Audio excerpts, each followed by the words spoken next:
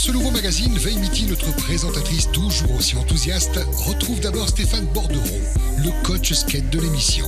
Ensuite, notre doc de la semaine nous propose de vivre un moment juste grandiose grâce à l'épique session de Towin qui a mis le feu à Teahupo'o le 13 août dernier. Enfin, nous nous quitterons comme d'habitude sur de belles émotions garanties par les plus belles images du best du web rassemblées dans la séquence émotion. Bon ride à tous.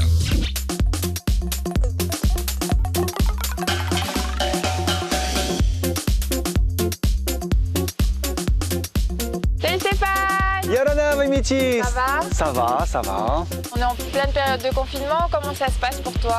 Alors le confinement du 23 août a fait stopper les cours. De toute façon, les skateparks sont fermés sur Tahiti. Dernièrement, on a vu que le skate était représenté pour la première fois aux Jeux Olympiques. Est-ce que tu as regardé et qu'est-ce que tu en as pensé?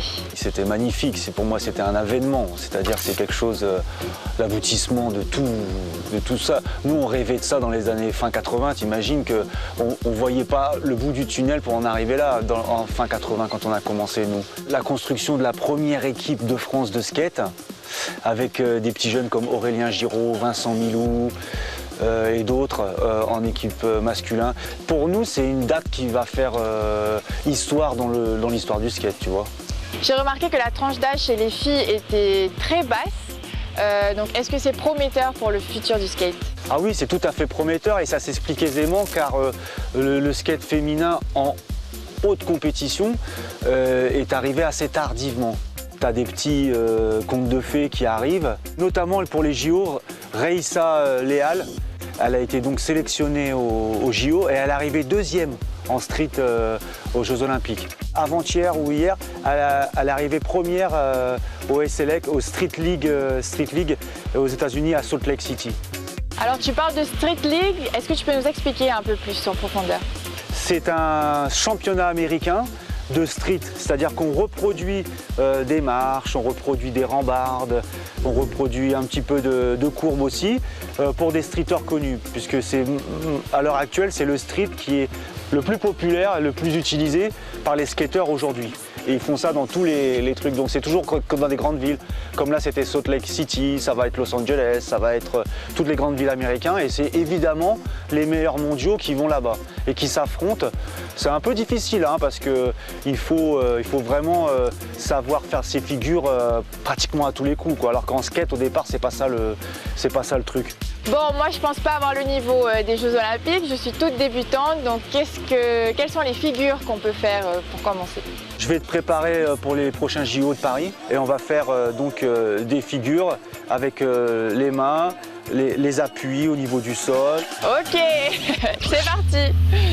Je tape, je saute vers l'avant.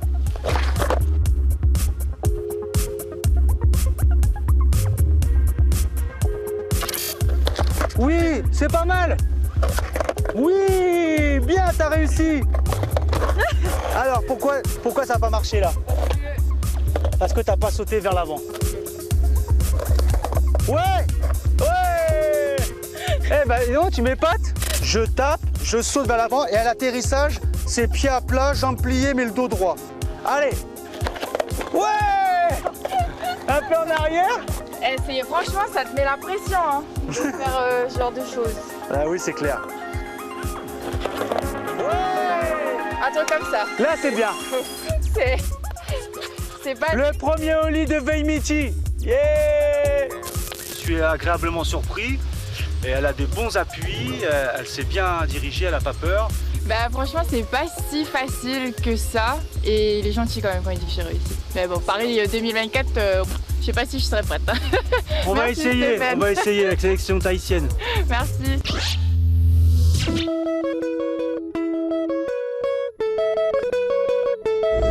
Notre doc de la semaine revient sur le swell historique à Teahupo'o avec des vagues atteignant plus de 3 mètres. La mâchoire de Teahupo'o porte bien son nom et s'est réveillée pour le temps d'une session towing qui a particulièrement profité aux locaux. Kaolivast et Matridole en tête. Regardez.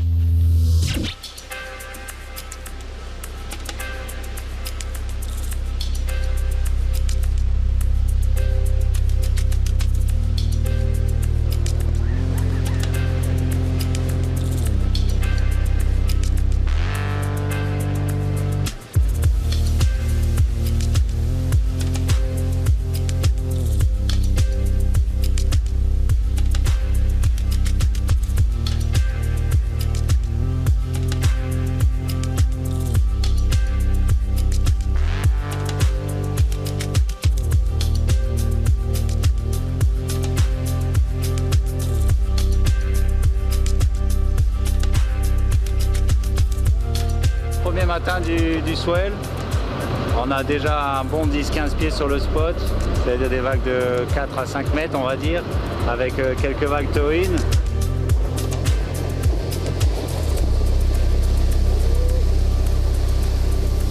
C'est assez intense, le swell est censé monter encore pendant la journée, donc on est là et on profite.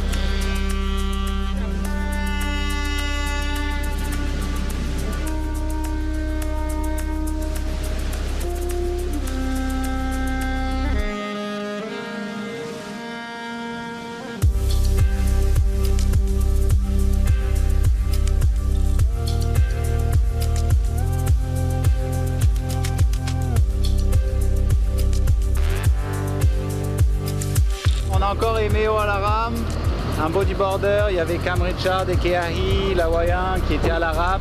C'est quand même assez intense, il y a énormément de périodes sur ce swell là, donc ça veut dire qu'il y a beaucoup d'énergie et beaucoup d'eau qui bouge, en plus de la taille conséquente. Du coup ça devient vraiment compliqué à la rame, donc on va voir, mais à mon avis ça va être les derniers instants à la rame et après ce sera que tow-in. On a 4 équipages au spot là pour le moment, avec Poto qui tracte son fils et son neveu je crois.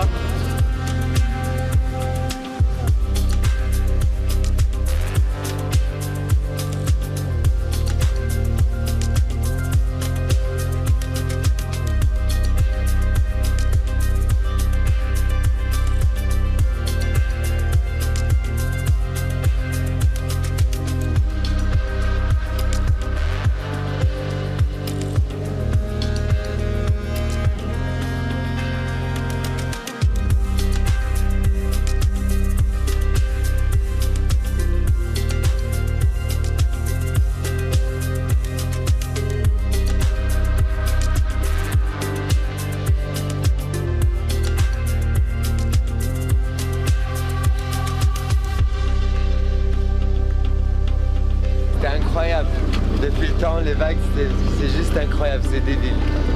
Ça fait bizarre quoi, de ressurfer des vagues comme ça.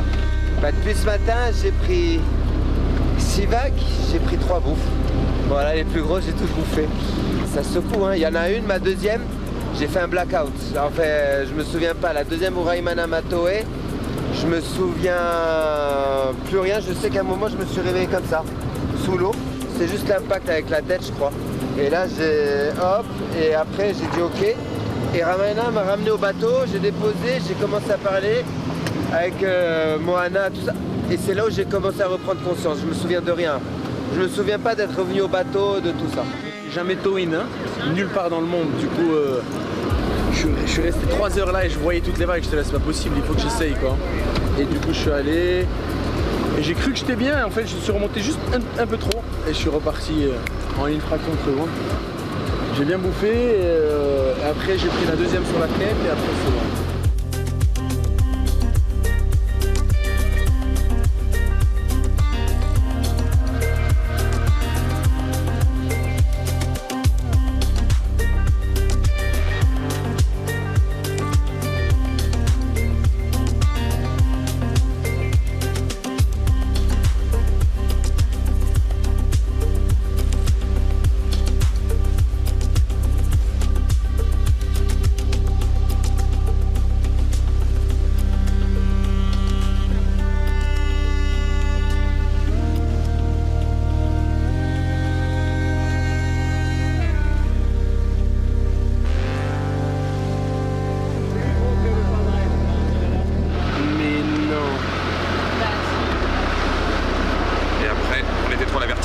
Je suis pas dans le tube, mais bon. On dirait que t'as jamais réussi à descendre la vague, c'était non-stop. Impossible, et c'est jusqu'à la fin. Moi je me suis demandé au milieu si t'allais pas kick-out tellement ça mettait du temps à descendre. J'ai pas réussi à kick-out. J'ai pas réussi. J'étais comme ça, j'allais en bas. De toute façon, j'allais que en bas. Si j'étais en haut, je. Et j'étais en bas. Sans jamais arriver au bout. J'ai tourné et là, je voyais plus de bateau, donc je me suis dit putain, mais là, ça va fermer. Et je pouvais pas continuer, je pouvais plus aller. Il y avait plus d'eau, il y avait plus rien. Et donc là, j'ai décidé d'aller en haut et c'est là que ça a fait la double. Tu sais, ça a rentré dans la ouest et il y a eu la vague au-dessus vu qu'elle était tellement grosse. Toi, tu t'es mis où? Là, entre les deux. Donc ça a tubé en haut, il y avait le tube en bas. Je suis arrivé là, ça a bloqué dans mon casque comme ça. Je suis parti avec le lit. T'as touché? Dans le bouffe dans le gouffre, j'étais comme ça. Et là j'ai fait ça. Non mais non, pas trop. Mais ça a direct décompressé mes oreilles. Et j'étais comme ça, j'ai ramassé des bouts de coraux.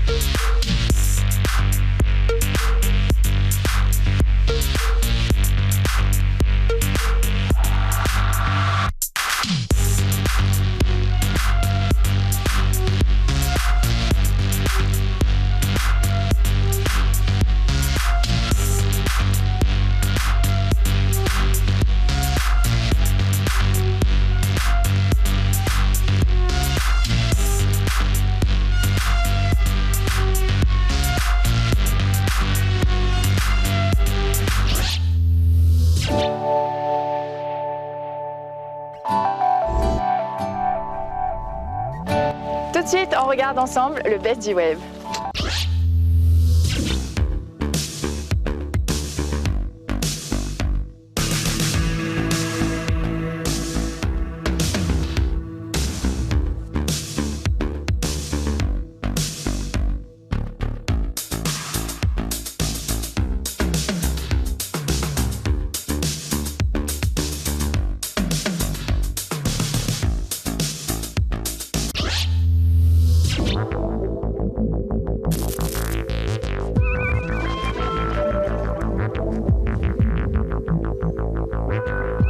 Et voilà, c'est déjà terminé. Merci à tous de nous avoir suivis. Si vous souhaitez revoir cet épisode en replay, rendez-vous sur la plateforme de Polynésie La Première ou bien sûr nos réseaux sociaux. En attendant la semaine prochaine, je vous souhaite à tous une bonne semaine et prenez soin de vous. Nana!